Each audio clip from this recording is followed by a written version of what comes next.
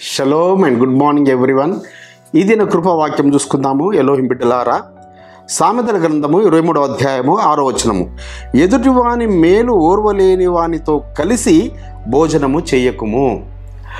ఒక రాజ్యంలో ఒక రాజు ఒక మంత్రి ఇద్దరు మరి ప్రజల యొక్క సుఖ దుఃఖాలు తెలుసుకోవడానికి కొరకు కొన్ని ప్రాంతాలు వాళ్ళు దర్శించడానికి నిర్ణయించుకున్నారు. వారు మరి కొన్ని గ్రామాలు వాళ్ళు వెళుతున్న సమయంలో అందరూ మంత్రి గారిని చూసి చిరునవ్వు నవ్వుతున్నారు, కానీ రాజుగారిని చూసి ఎవరు నవ్వడం లేదు.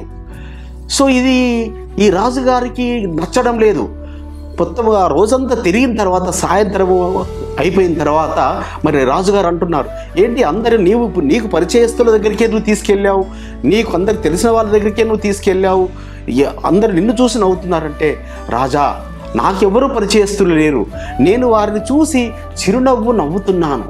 చిరునవ్వు నవ్వేసరికి నా చిరునవ్వును బట్టి వారు నవ్వారు, అంతే తప్ప ఎవ్వరు నాకు పరిచయం ఉన్నవారు కాదు రాజా అన్నప్పుడు చూడండి, అంటే ఆ మంత్రిని చూసి నవ్వుతున్న దాన్ని బట్టి ఇతను ఓర్వలేకపోతున్నాడు రాజు.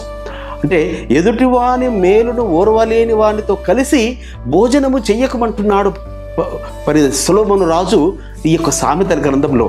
కాబట్టి పరిశుద్ధులైన ఎలోహిం బిడ్డలారా, మనము సహవాసం చేసేది కూడా ఎలాంటి వారితో మనం సహవాసం చేయాలంటే ఎదుటివారి మేలును ఓర్చే వారితోని, వారికి మంచి జరిగినప్పుడు సంతోషించే వారితోని మనం సహవాసం చేయాలి. అలాంటి వారిని పరలోకపు తండ్రి ఆశీర్వదిస్తాడు.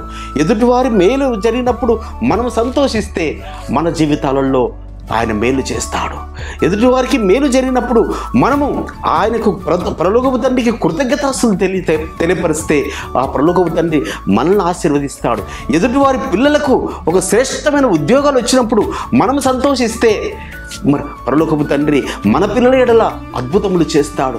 ఎదుటివారి పిల్లలు బాగా చదువుతూ మంచి చక్కగా ఉత్తీర్ణులు అవుతుంటే మనం సంతోషించినట్టయితే మరి మన పిల్లల ఎడల ఆయన అద్భుతాలు చేస్తాడు. కాబట్టి బిడ్డలారా, ఎప్పుడు కానీ గుర్తుపెట్టుకోండి, ఎదుటివారి మేలు మనము ఓర్చే వాళ్ళముగా, ఎదుటివారికి మంచి జరిగినప్పుడు మనం సంతోషించే వరకు ఉన్నప్పుడు పరలోకపు తండ్రి మన ఎడల, మన పిల్లల ఎడల, మన కుటుంబాల ఎడల మేలైనది శ్రేష్టమైనది ఆయన సిద్ధపరుస్తాడు. అట్టి కృప పరమ తండ్రి మనందరికీ అనుగ్రహించునుగాక.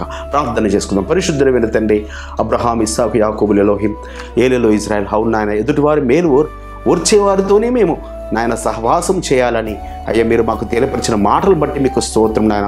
మేము ఎదుటివారి మేలు ఓర్చేవారం ఉండుటకు మీ కృప మాకు తోడుగా ఉంచి మమ్మల్ని బలపరిచి మా కుటుంబాలను వర్ధిల్లజేసి ఆశీర్వదించమని నజరుడైన యేషూవ మెస్సీయ నామమున స్తుతించి ప్రార్థించి వేడుకుంటున్నాం పరమ తండ్రి, ఆమేన్.